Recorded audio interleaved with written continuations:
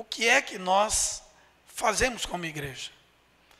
Sempre é bom lembrar, o melhor presente para o aniversário da igreja é os crentes que sabem o que é ser igreja. O segundo melhor presente que a gente dá no aniversário da igreja é trazer gente, pecadores, para ouvirem a palavra de Deus. Então, se você ainda não deu esse presente para a igreja, hoje à noite, traga alguém. Melhor presente é apresentar a sua igreja para seus amigos, para seus parentes, para seus vizinhos, para as pessoas que estão na sua rede social. Então, você quer dar um bom presente para a igreja hoje? Se vire, e traga alguém. Você vai mostrar o tanto que você ama a sua igreja. Ah, pastor, mas a nossa igreja é pequena. Você fica em pé, meu querido. Visita, fica sentado. Não é assim que a gente faz em casa? Quando chega a gente de fora, a gente bota os meninos para dormir no sofá, divide, faz, bota colchão no chão e dá o quarto para visita. Então, você vai dar a sua cadeira hoje para visita também. Como eu já disse, se vire. Tá bom?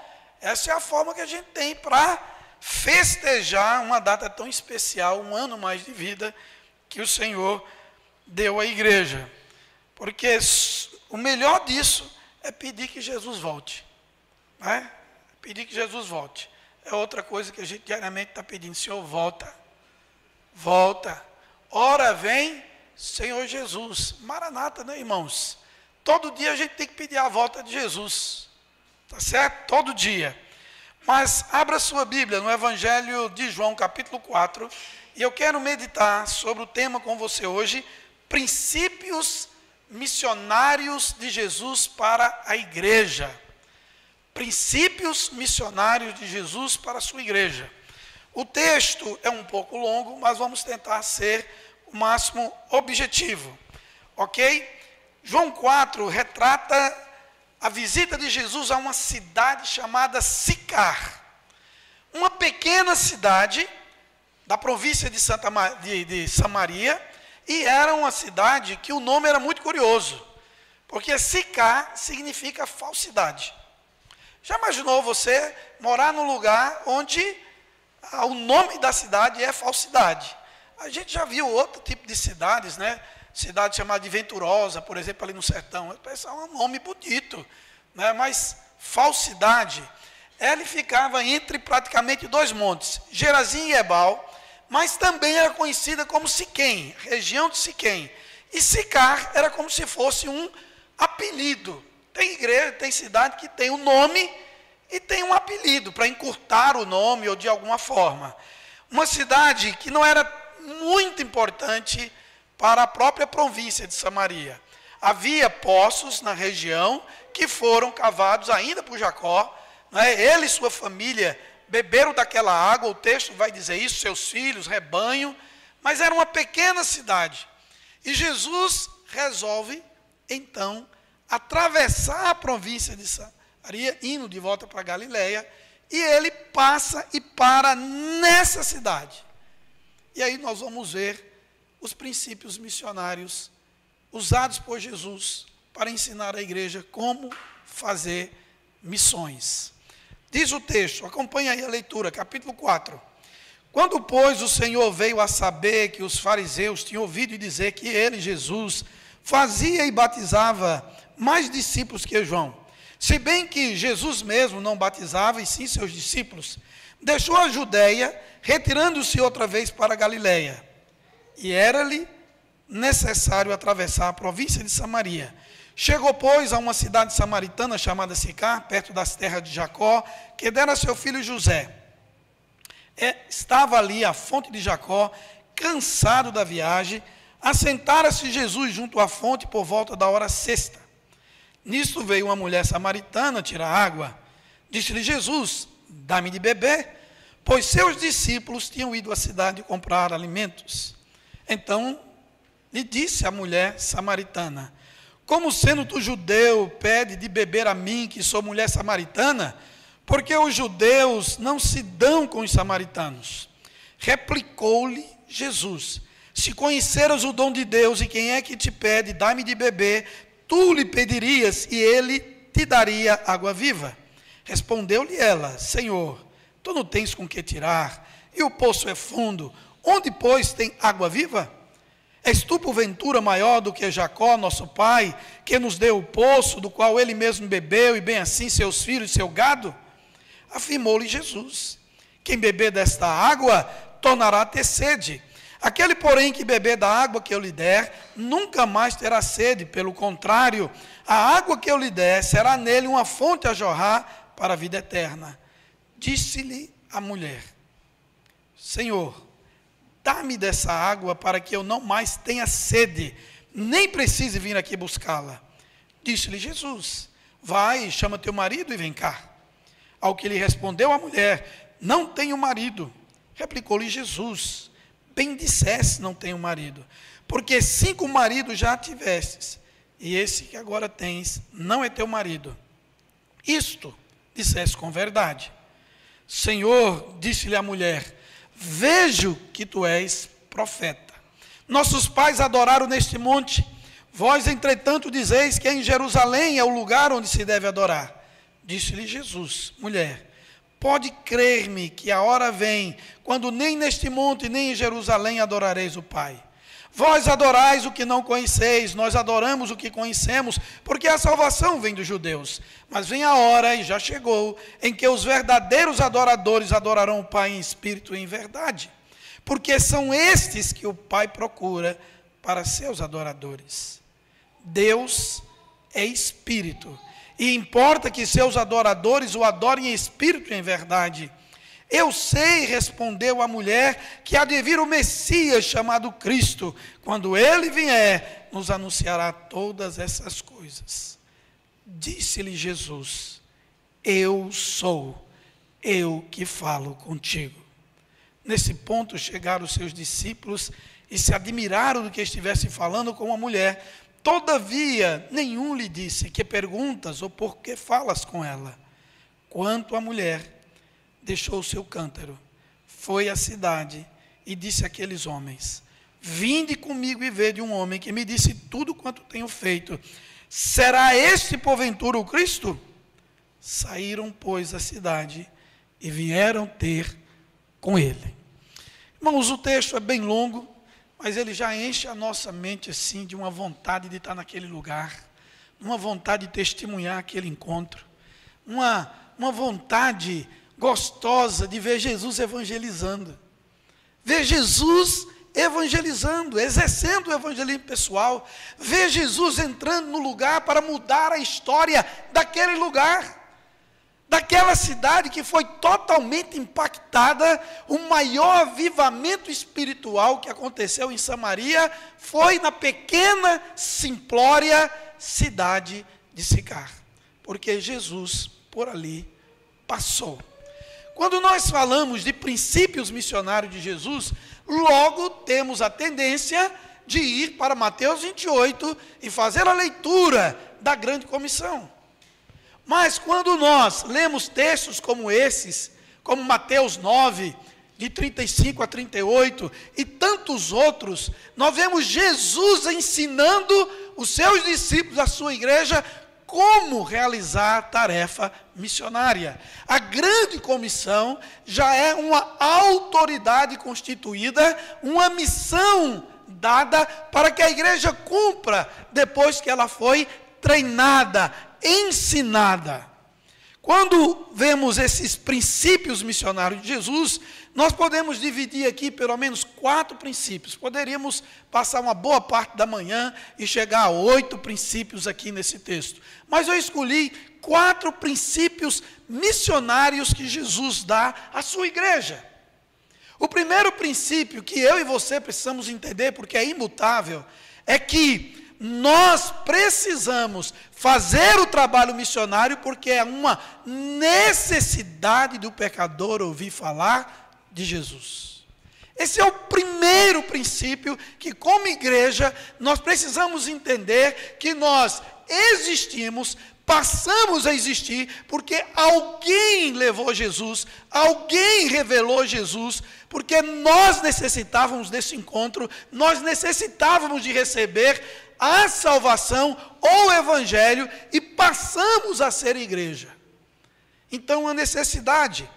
O lugar que Jesus estava ele poderia ter escolhido pelo menos 3 outros caminhos para fazer o trajeto, como o texto aqui no capítulo 4 diz. Era necessário para quem? Para Jesus atravessar a província de Samaria. Não era para os discípulos. Se os discípulos tivessem que opinar, eles tinham escolhido os 3 outros caminhos, menos atravessar a província de Samaria. Samaritanos e judeus não se davam, e é uma história longa. É uma história longa. Ela tornou-se uma questão nacional, ela tornou-se uma questão cultural, ela tornou-se uma questão espiritual, ou, melhor dizendo, religiosa. Havia muitas coisas que levou samaritanos e judeus a se separarem e a não quererem a companhia nem sequer de dirigir a palavra. Por isso que quando você vai para Lucas 10, a partir do 25, você vê Jesus contando a parábola do samaritano para aquele teólogo judeu. E Jesus fala sobre quem é o próximo. O assunto era esse, e aquele conhecedor da lei, teólogo, pergunta para ele, quem é o meu próximo? Jesus resolve trazer uma história, uma parábola, para levar aquele teólogo, aquele homem religioso, para que ele entenda a essência do amor de Deus a todas as pessoas e vencendo todas as barreiras. E ele fala que o levita viu e passou de largo. Primeiro o sacerdote passou, viu e foi para o outro lado. E aí ele coloca na história um samaritano que tinha tudo para passar de largo, tinha tudo para nem olhar. Mas Deus usa exatamente aquele samaritano para mostrar de que o nosso amor a Deus é revelado o tanto que eu amo o meu próximo. E que o meu próximo é todo aquele que necessita de mim, assim como os pecadores necessitam ouvir falar de Jesus. Era necessário atravessar a província de Samaria. O pior caminho foi o que Jesus escolheu. O caminho com mais sol, com menos sombra e com mais pedregulhos. Uma região mais difícil de acesso. Mas Jesus foi e levou consigo seus discípulos. Jesus não fica perguntando à igreja o que a igreja quer. Jesus diz à igreja o que a igreja tem que fazer. Vivemos num mundo de tantas discussões, a começar em casa, a gente vê uns menininhos dizendo o que querem. Às vezes chega uma criança na casa, acabou, ela agora já manda em todo mundo, é todo mundo da vovó, do vovô, do titio, todo mundo, ela manobra todo mundo. Hoje está difícil, a pedagogia está complicada. Tudo tem que ser discutido. Nós não somos chamados para opinar na grande comissão, nós somos chamados para obedecer e cumprir a grande comissão, porque ela é imperativa, ela é uma ordem. E aqui nós vemos Jesus, no primeiro princípio, era necessário ir à província de Samaria, era necessário chegar e se assentar justamente naquele poço, chamado Poço de Jacó, era necessário Jesus encontrar com uma pecadora.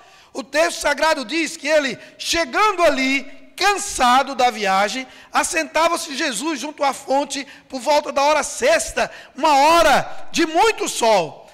Nisto veio uma mulher samaritana tirar água. Disse-lhe Jesus, dai-me de beber. Nós vimos como é necessário. Jesus atravessa, Jesus chega naquela cidade e Jesus inicia a apresentação do Evangelho. É necessário, irmãos, levarmos o Evangelho a todas as criaturas, como nós vimos aqui a lista dos obreiros que essa igreja apoia em oração, intercessão e também contribuições. É necessário clamar para que os lugares não alcançados sejam alcançados. Nós temos que orar para Deus levantar missionários. Nós não levantamos ninguém para levar Jesus a lugar nenhum, porque Jesus está em todo lugar. Erradamente a gente fala assim, o missionário foi levar Jesus. Não, o missionário não foi levar Jesus. Jesus não cabe na mala do missionário. Jesus não cabe. O missionário vai ao campo para revelar Jesus. Porque o nosso Deus está em todo lugar.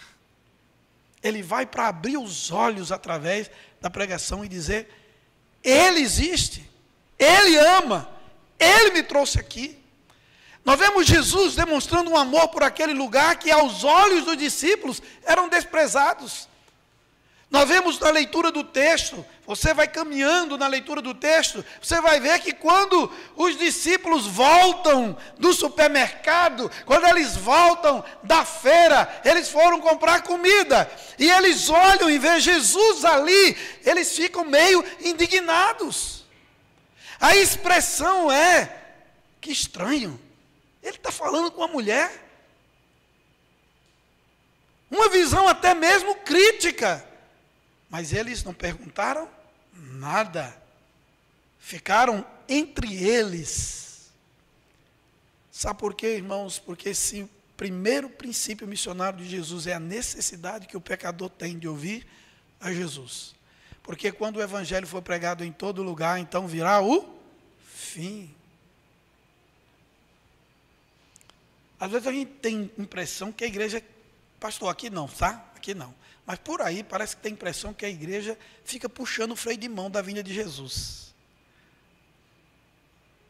Porque quando a gente quer a vinda de Jesus, a gente tem que ir ao encontro dele. E no encontro dele a gente é a obra de evangelizar e levar Jesus aos pecadores. Quanto mais a igreja avança, mais a vinda de Jesus está próxima. Mas às vezes a gente puxa o freio de mão, porque ainda eu não casei, ainda eu não me formei, eu quero ver meus netos, eu quero ver os netos dos meus netos, porque tem gente que está vendo muito, está vendo os netos do neto. É um fenômeno no Brasil, irmãos, nós estamos vivendo um fenômeno no Brasil. 100 anos agora para nós aqui é fichinha. Gente com 90 anos dirigindo, assim, Deus está abençoando. Então tem gente que quer viver demais. Meu irmão, saiba que você já vai viver demais. Porque você recebeu o presente da vida eterna. Você já vai viver demais. Mesmo que estiver morto, viverá. Jesus entra naquela cidade e ele mostra como é necessário que o pecador seja apresentado ao seu Redentor, ao seu Salvador. Segundo princípio, é o princípio da prioridade de Jesus em se revelar aos pecadores. Irmão, Jesus quer se revelar aos pecadores. E quem é que faz isso? É a igreja. É a igreja. Jesus começa se revelando. Evangelismo, que coisa maravilhosa. Jesus está evangelizando. É urgente, ele não perde tempo. Os discípulos foram comprar comida. Jesus ficou ali, iniciou o diálogo do versículo 7. E depois em diante. E aí Jesus vai conversando com ela. Então lhe disse a mulher samaritana, como sendo tu judeu, pede de beber a mim, que sou mulher samaritana, porque os judeus não se dão com os samaritanos. Replicou Jesus, se conheceras o dom de Deus, e quem é que te pede, dai-me de beber, tu lhe pedirias, e ele te daria água viva. Jesus dizendo, você está ainda com essa cabeça, dessa divisão cultural, religiosa, porque eu sou judeu, você é samaritana, porque eu sou homem, você é mulher. Eu quero dizer para você, se você conhecesse quem é Deus, o dom de Deus, o presente de Deus, e quem é que pede a você, dai-me de beber, você que me pediria, e ele, ou eu, te daria água viva. Que coisa maravilhosa, irmãos. É a prioridade. Jesus se revelando aos pecadores. Não perdeu tempo, cansado da viagem, sentado ao poço, o ambiente totalmente preparado. Ele estava ali e vinha uma pessoa desprovida de qualquer riqueza, desprovida de qualquer cargo ou importância social para que ele lhe desse atenção. Irmão, Jesus olha para aquela mulher e inicia a apresentação do evangelho, ou seja, ele começa a se apresentar a ela. Mas a mulher continuava incrédula, não entendia o que Jesus estava dizendo, mas Jesus continua semeando, e Jesus continua falando para ela. O verso 11, ela responde: Senhor, tu não tens dos que tirar, o poço é fundo, onde, pois, tem água viva? E ela agora começa a zombar de Jesus. Irmãos, o evangelho é uma prioridade, Jesus deve ser revelado mesmo diante de qualquer palavra contrária, qualquer zombaria, qualquer perseguição. Nós não somos chamados para bater em retirada quando somos ameaçados ou quando querem nos chocar, zombando da nossa fé, zombando da nossa crença. A juventude se perdendo na universidade porque não conseguem ficar firme diante de revelar Cristo aos outros. A mulher zombou de Jesus, chegou a dizer: vem cá, tu não tem com que tirar. Ela chamou Jesus de mentiroso. Mulher é muito detalhista. Ela olhou para tudo que é lugar e viu que ele não tinha corda, ele não tinha vasilha nem vaso para tirar. Ela deu uma rabiada de olho, porque a mulher assim, deu uma rabiada de olho, já viu tudo. O homem precisa estar catando, procurando assim de longe, né? Tem um negócio embaixo da cama, o homem faz assim, para ver, né? A mulher já vai, ele vira o colchão, passa a vassoura, mas ele já olhei, tá não. De vez em quando isso dá uma confusão em casa, que é um negócio sério. Bom, mas deixamos essa parte. Ela olha e diz: tu não tens com que tirar. Mas ela não para aí. És porventura maior do que o nosso pai Jacó, que perfurou esse poço, que ele mesmo bebeu dessa água, também os seus filhos e também seu rebanho? Ela zomba: Jesus, tu és algum. Quantas vezes, irmãos, nós desistimos de entender que é um princípio missionário de Jesus? Nós temos que evangelizar mesmo com forças contrárias, palavras que tentem desviar, palavras que tentem nos diminuir. Irmãos, nós somos um exército. Nós somos o BOPE de Jesus. Está entendendo, meu irmão? Crente que não entende isso, toca o sino.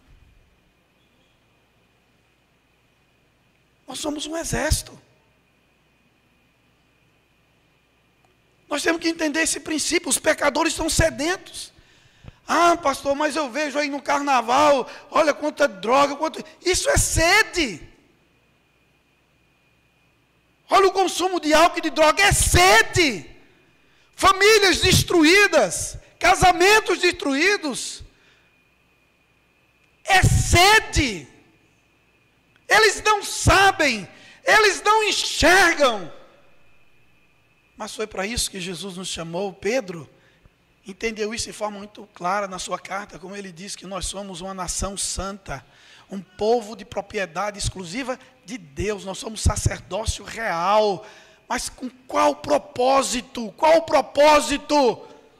Para proclamar as virtudes daqueles que nos tirou das trevas para a sua maravilhosa luz.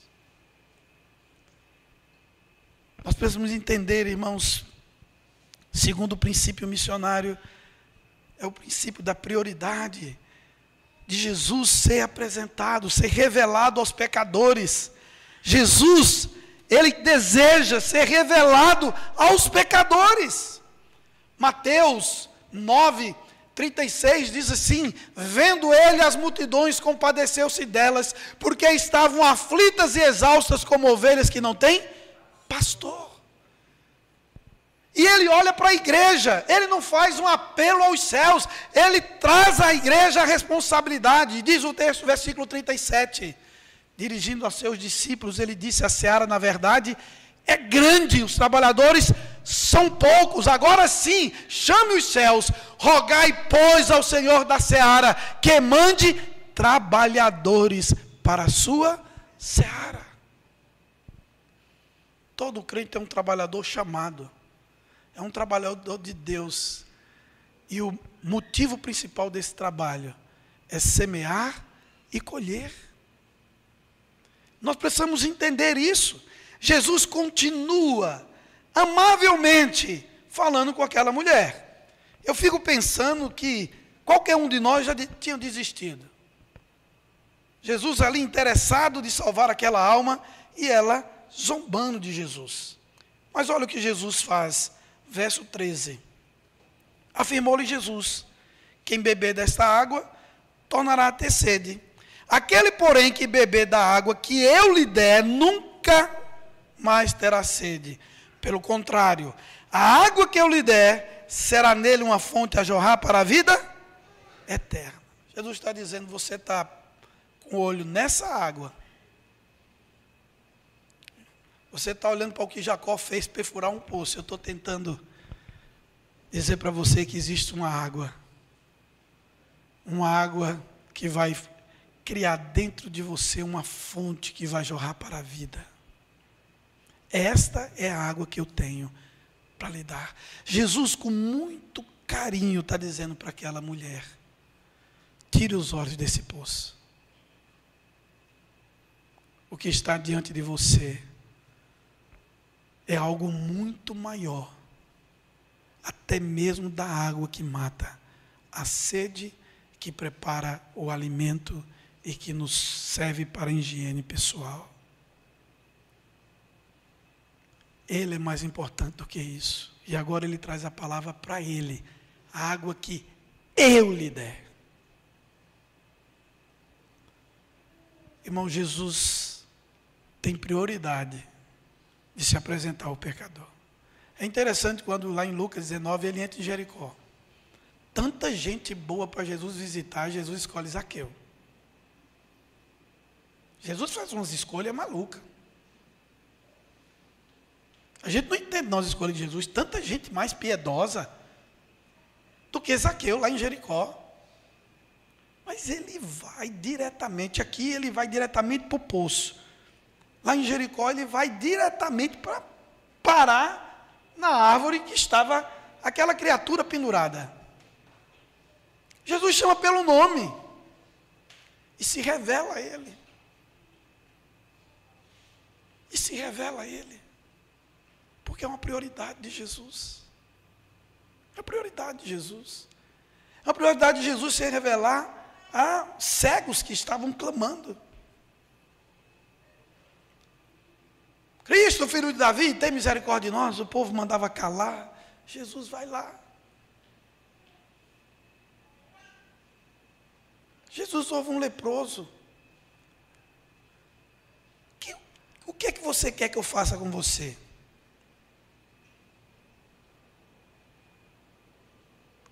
Irmãos, nós precisamos entender o quanto Jesus tem como prioridade se revelar aos pecadores. Você sabe que muitas igrejas se gastam 80% do tempo da igreja com crente?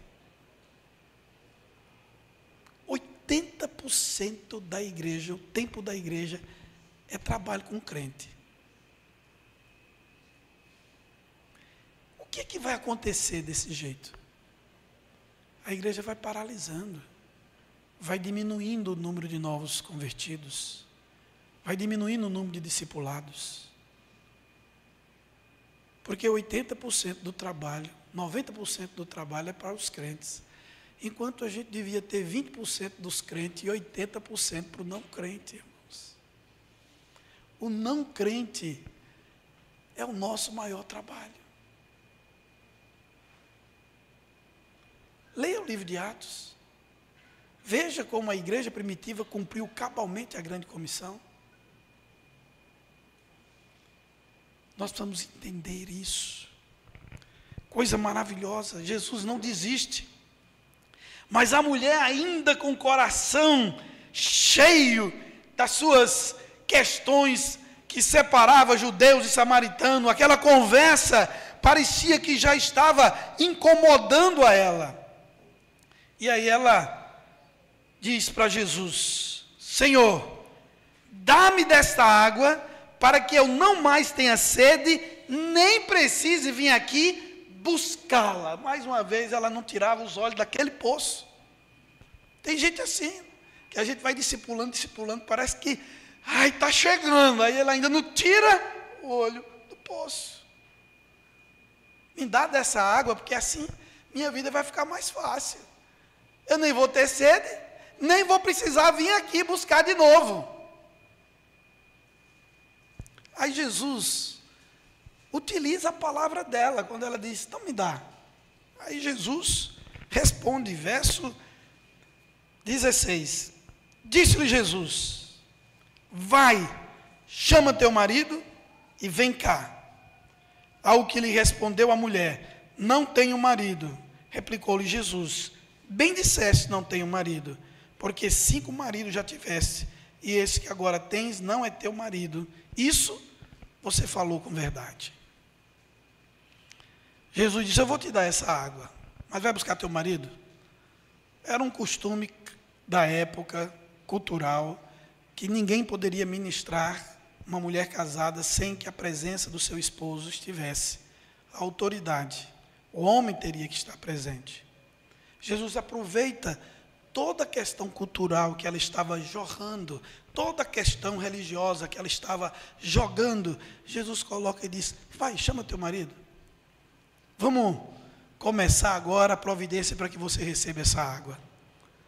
Aí ela diz: eu não tenho marido. Jesus não deixa nem ela respirar. Isso aqui sou eu que estou dizendo, tá? Deixou nem ela respirar. Aí Jesus disse: tu falasse a verdade que não tem marido, porque 5 já tivestes, e o que tu tem agora não é teu marido. Sabe o que Jesus está dizendo? Eu conheço você profundamente. Eu conheço a tua história, toda a tua história. Eu conheço você em cada detalhe. Quando Jesus disse isso, com certeza passou na cabeça daquela mulher todos os seus 5 casamentos destruídos de alguma forma. Irmão, você sabe o que é passar dentro da cultura judaica 5 casamentos destruídos? Ou foi por morte, ou foi por repúdio. Você sabe o que é alguém carregar isso? Alguém que vai sozinha no horário mais quente do dia buscar água naquele poço, porque talvez a sociedade de Sicar não permitia que aquela mulher fosse no mesmo horário das madames, das mulheres daquela cidade, as esposas, as jovens, as virgens daquela cidade, não poder estar ali junto delas no horário normativo de se buscar água, que é o horário mais fresco do dia. Porque Jesus se revela a qualquer pecador. Coloque isso na sua cabeça. Não é a igreja que escolhe a quem evangelizar. O Senhor se revela a todo e qualquer pecador, por mais desprezível que ele seja. Aquela mulher era uma mulher desprezada. Mostra como Jesus, ele usa pessoas, como ele olha para o pecador com o seu coração de misericórdia. Verso 36 de Mateus 9, vendo ele as multidões, compadeceu-se delas, porque estavam aflitas, exaustas, como ovelhas que não têm pastor. É caótica a vida espiritual de quem não conhece Jesus. É terrível não conhecer aquele que foi o enviado, o presente de Deus, o Deus visitador, o Emanuel, aquele que nos pastoreia. É tão lindo para o crente repetir o Salmo 23. O Senhor é o meu pastor, nada me faltará. Deitar-me faz em verdes pastos, guia-me mansamente às águas de descanso, refrigera a minha alma. Ainda que eu ande pelo vale da sombra da morte, não temerei mal nenhum, porque Ele está me protegendo, me livrando. Aquela mulher não imaginava nunca quem é que estava falando com ela. Aí quando Jesus diz, eu conheço tua vida é miserável. Eu conheço profundamente a tua vida. Aí ela responde, no verso 19, Senhor, disse a mulher, vejo que tu és profeta. Deus te revelou isso. Ela quis dizer para ela, realmente essa é a minha vida.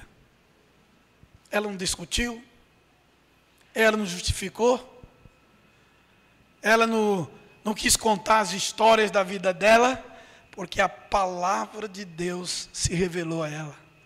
Ela entendeu que ele a conhecia em detalhes. Mas olha a contradição, irmãos. Depois ela fala, nossos pais adoravam neste monte. Vós, entretanto, dizei, que é os judeus, que é em Jerusalém o lugar onde se deve adorar. Disse-lhe Jesus, mulher, pode crer-me, a hora vem quando nem neste monte, nem em Jerusalém adorareis o Pai. Vós adorais o que não conheceis, nós adoramos o que conhecemos, porque a salvação vem dos judeus. Mas vem a hora, e já chegou, em que os verdadeiros adoradores adorarão o Pai em espírito e em verdade, porque são estes que o Pai procura para seus adoradores. Jesus está dizendo, olha, você a partir de agora é uma adoradora que o Pai buscou. Que coisa maravilhosa, irmãos. A conversa dela não era mais água. Cadê a água aqui? A conversa agora, irmãos, era sede espiritual. A palavra adoração entrou aqui pela boca dela.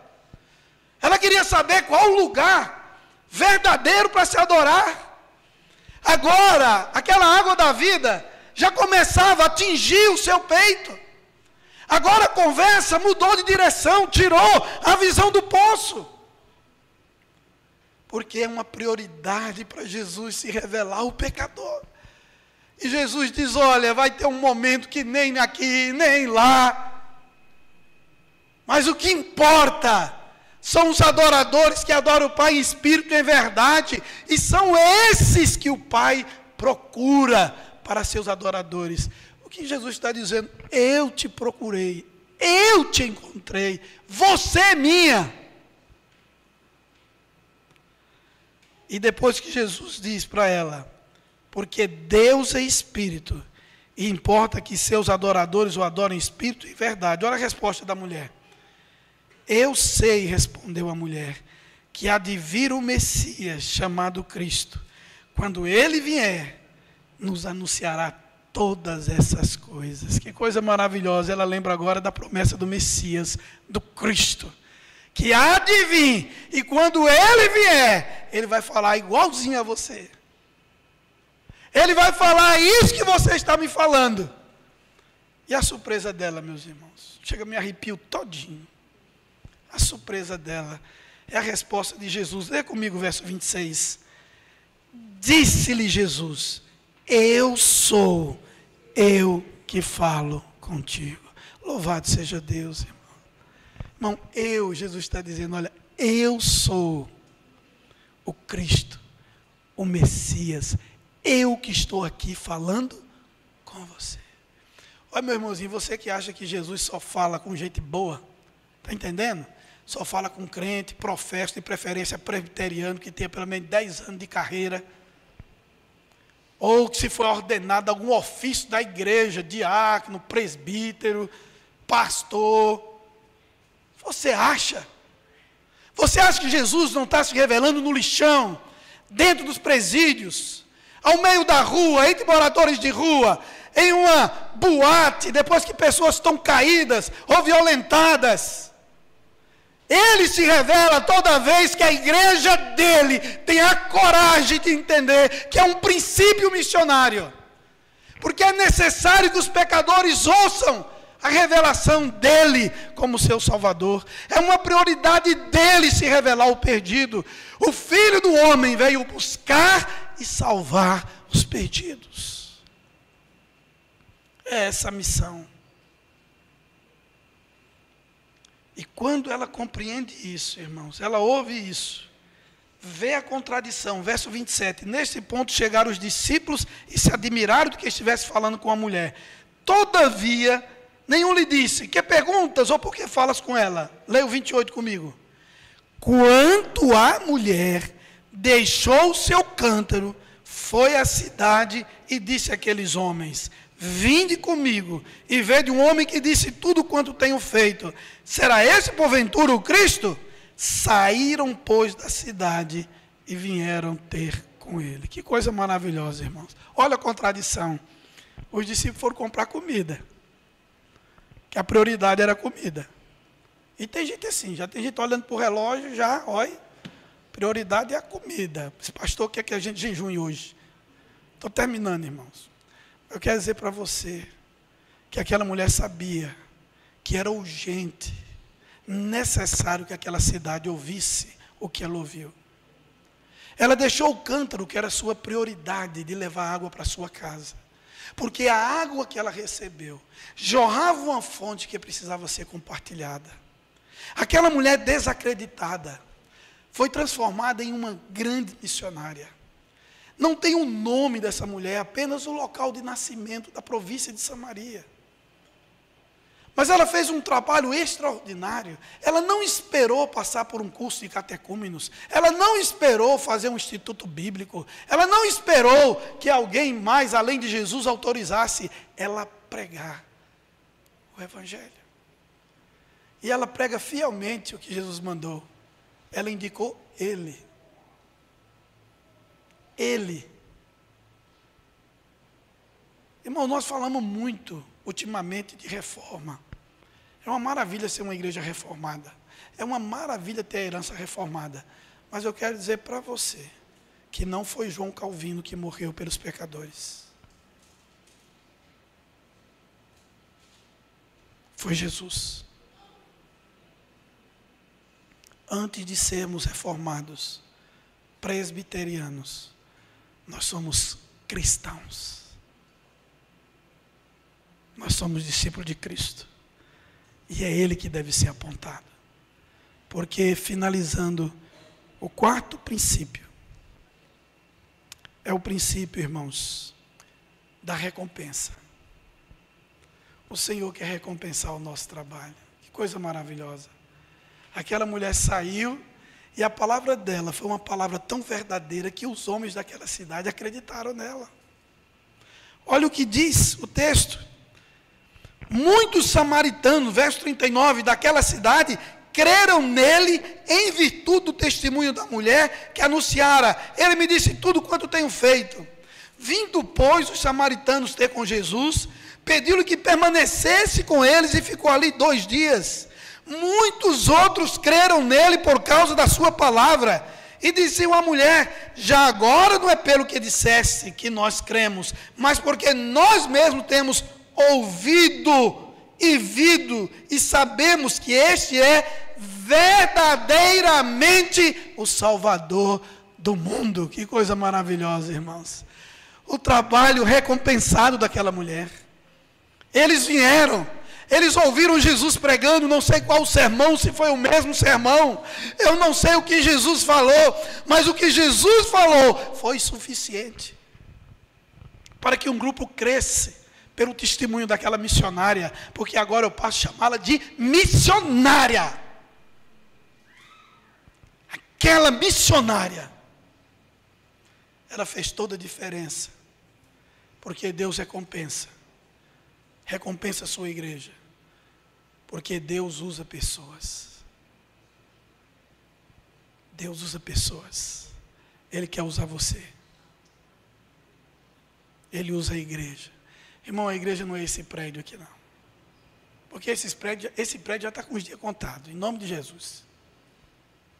A glória da segunda casa vai ser maior do que a primeira. Mas o que eu quero dizer para você, querida, é que Deus usa pessoas. Como usou aquela mulher, e como usou os homens que ouviram. Eles pediram: fica aqui mais. Ele passou 2 dias pregando. Irmão, isso é a alegria do missionário. Já imaginou, você vai pregar no lugar, o povo fica aqui, prega mais para a gente. Irmãos, nesses 35 anos de vida missionária, eu já vi em muito lugar as pessoas dizendo, fica aqui. Nós precisamos ouvir.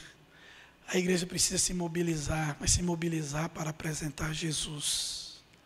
Esses são os princípios missionários de Deus para a sua igreja. Nós temos que apresentar Jesus. Quando você for a algum ambiente que lhe permitir, apresente Jesus. Mas aqueles que não permitem claramente, você pode forçar a barrinha um pouquinho e perguntar, eu posso? Eu quero dar uma palavra aqui, não perca a oportunidade. Se tem alguém no teu trabalho abatido, que você sabe que a família está em crise, ô meu filho, chega para ele e fala assim, olha, minha igreja vai orar por você. Porque eu creio que o meu Deus, conforme a sua riqueza em glória, vai suprir cada uma das tuas necessidades. Nós temos que testemunhar, queridos, nós temos que entender que não há um melhor presente para uma igreja, que é ver o que foi dito aqui na música sobre Atos 2. Dia a dia acrescentava-lhes o Senhor os que iam sendo salvos.